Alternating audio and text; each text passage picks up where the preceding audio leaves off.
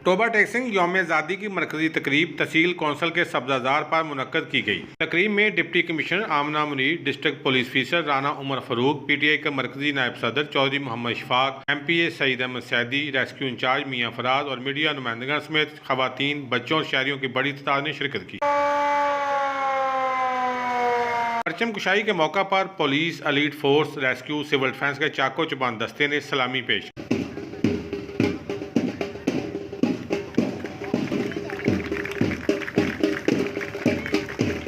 तकरीब में पाकिस्तान की सलामती, अमन, तरक्की, खुशहाली और कश्मीर की आज़ादी के लिए खुसूसी दुआएं मांगी गईं। यौम आज़ादी की खुशी में पाकिस्तानी परचम को हवा में छोड़ा गया और घोड़ा डांस का शानदार मंजारा पेश किया गया।